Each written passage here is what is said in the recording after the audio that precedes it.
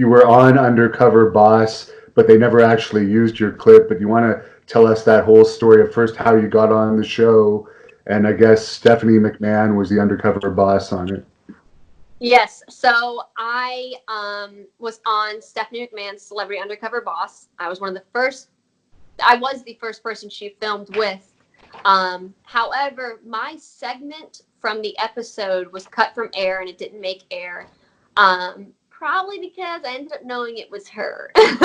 I have met her before. Like I said, I've been working backstage, extra work with WWE behind the scenes a bit. And I have met her before, and she's such an inspiration, that woman. And at first, it was just me and Eva Elise training in the dojo. And she comes in, blonde hair, glasses, wig, and she's watching us train. And then we just sit down chatting for a bit, and the lights were off. Then when the lights come on, we go over to change the oil in my car. And it's me, her, and my dad. And then my dad takes off. It's just me and her. And embarrassing enough, the bolt to my oil pan underneath the car was really tight, and sometimes I do have a hard time getting it off on my own if it's too tight. And I usually have my feet up against my garage wall, so I'll be on my back barefoot with my feet against the garage wall, breaking the bolt loose, and it was too tight, and I was just struggling a little. I'm telling you what, she took those nice arms and she just broke it loose like it was nothing. I was like, cool, nice. And we drained the oil, we come back out from underneath the car, and then it hit me. Like, it didn't take long, but I'm talking to her, and then it hits me, and I'm like, oh my God, I'm talking to Stephanie McMahon. Why are you in a wig? I'm like, and I realized this, so I realized immediately it was her. We take a break. Well, the whole thing too, by the way, is the television show contacted my wrestling school and was like, hey, we're looking for some people in wrestling that have some inspiring stories to tell. And my trainer and my dojo told them, well, there's this girl, former EMT, moved down from South Carolina all by herself, left everything, came here to be a professional wrestler. And they're like, okay, we're interested. They interviewed me on my birthday, actually. It was November 2nd, 2017. And then we filmed that month, and then the show didn't come out for like a good year later. But after I realized it was Steph, I go outside to the producer, and I'm like, hey, is that Stephanie McMahon? Because it feels like you guys are like undercover bossing me right now, but you're not, because she's not my boss. So I literally said, I thought you're undercover bossing me, but she's not my boss, so this is not that. And I said to them, like, who is that Stephanie McMahon? Be honest with me. And he's like, who's that? And he acted like he didn't know who she was. And I was like, don't play dumb.